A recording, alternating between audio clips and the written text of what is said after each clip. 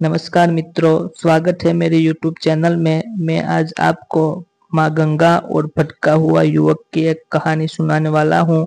इस कहानी सुनने से पहले मेरी चैनल को लाइक, शेयर और सब्सक्राइब कर लीजिए और कमेंट बॉक्स में जय श्री राम, जय हनुमान और जय सीताराम अवश्य लिखिए। माँ गंगा और भटका हुआ युवक। गंगा मैया ने भटके युवक को दिखाया सही रास्ता। माँ गंगा और भटका हुआ युवक एक शिक्षाप्रद कहानी है।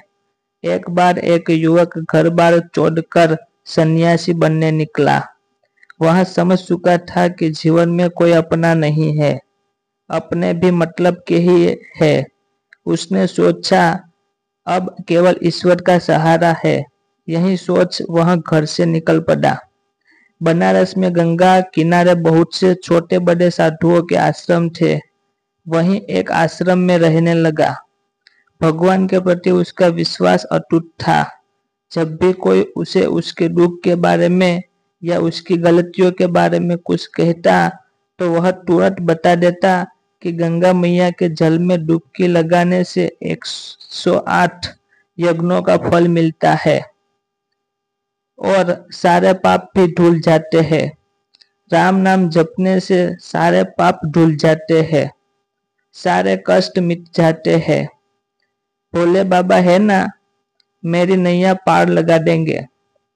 वरिष्ठ सन्यासी के हितकर वचन। इतनी श्रद्धा भक्ति के बाद भी वह अभी सन्यासी बनने के लिए परिपक्व नहीं था। उसे आज भी इंद्रिय आसक्ति थी। बनारस में उसका कोई घर परिवार तो था नहीं। उसने इंद्रियों पर विजय भी प्राप्त नहीं की थी। जब भी उसे इंद्रिय आसक्ति सताते वह वैश्य गमन करता। वैश्य गमन के उपरांत गंगा मैया के जल में डुबकी लगा लेता। धीरे धीरे उसके आश्रम में तथा बगल के आश्रमों में भी उसकी चर्चा होने लगी। एक दिन एक परिपक्व सन्यासी ने उसे युवक के हित में उससे कहा कि भाई, या तो तुम अपने सांसारिक जीवन में लौट जाओ या नहीं तो अपनी इंद्रियों पर विजय प्राप्त करो। तुम प्रतिदिन गंगा मैया में डुबकी लगाते हो, फिर वैश्यगमन जैसे पाप कर्म करते हो। इससे क्या लाभ? युवक कहाँ समझने वाला था। आगे उन सन्यासी ने कहा, तुम्हारे जप अग्निहोत्र के सारे पुण्य क्षण भर में शून्य हो जाते हैं। ना तुम्हें अपनी इंद्रियों पर विजय प्राप्त हो रही है, ना तुम अपनी आत्मा को मलिन होने से रोक पा रहे हो। ऐसे संन्यास आश्रम का क्या लाभ? इस पर वह युवक कहता है, अरे भाई जी, आपको नहीं पता, गंगा मैया के जल में डुबकी लगाने से 108 यज्ञों का फल मिलता है और सारे पाप भी धुल जाते हैं।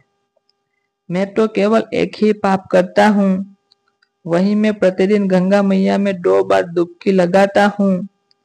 फिर मैं पापी कहाँ से हुआ? यह कहकर हंसता हुआ चला गया। अपने वरिष्ठ सन्यासी की बात भी पूरी नहीं होने दी। कपड़ा धोती बालिका। एक दिन की बात है। वहां गंगा मैया की तट पर डुबकी लगाने पहुंचा। वहां एक बार 13 वर्ष की बालिका वस्त्र धो रही थी। उसे देख उस युवक ने सोचा, यह बालिका चली जाए तब मैं नहाऊंगा। परंतु वह बालिका जाने का नाम नहीं ले रही थी। तब उस युवक ने उस बालिका को देखने का चाहा कि आखिर वह कर क्या रही है। जब उस युवक ने बालिका को देखा तो चिढ़ गया। वह बालिका एक सफेद वस्त्र को रगड़ रगड़ कर साफ कर रही थी। जो ही वह वस्त्र साफ हो जाता, उसे तट पर जमे चिकने मिट्टी के कीचड़ में रगड़ती, जिससे वस्त्र पुनः गंदा हो जाता। फिर उसे उस गंदे वस्त्र को गंगा मैया के जल में डालकर रगड़ रगड़ कर साफ करती। क्रोधित युवक को गंगा मैया की फटकार। कुछ देर तक तो युवक ने सब्र बांधा। कुछ समय पश्चात उस युवक ने क्रोध में आकर कहा, मूर्ख बालिका, यह क्या कर रही हो? समय और सामर्थ्य दोनों ही नष्ट कर रही हो। यदि इस कपड़े को गंदा ही करना है तो साफ क्यों करती हो? यदि इसे साफ ही करना है तो पुनः किस्साद में क्यों डालकर रगड़ती हो? यह सुनते ही वह बालिका एक स्त्री में परिवर्तित हो गई। फिर क्रोध भरी उन महिला ने जोर से बोला, अरे मूर्ख, यही तो मैं तुझे समझ रही हूं कि तू अपना समय और सामर्थ्य दोनों नष्ट कर रहा है। यदि तुझे पाप कर्म ही करने हैं तो आकर मेरे स्वच्छ जल में उन्हें धोता क्यों है?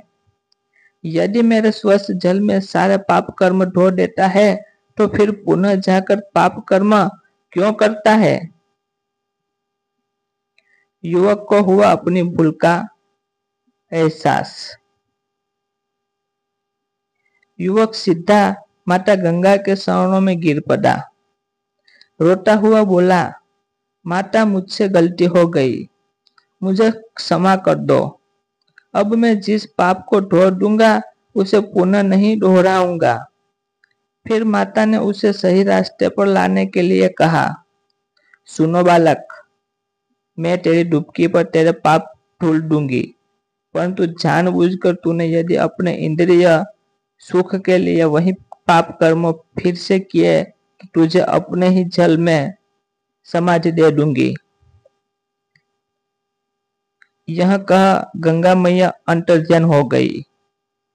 इसकी जैसे मेरे नेक्स्ट रसप्रद वीडियो देखने के लिए मेरे चैनल को लाइक, शेयर और सब्सक्राइब कर लीजिए और कमेंट बॉक्स में जय श्री राम अवश्य लिखिए।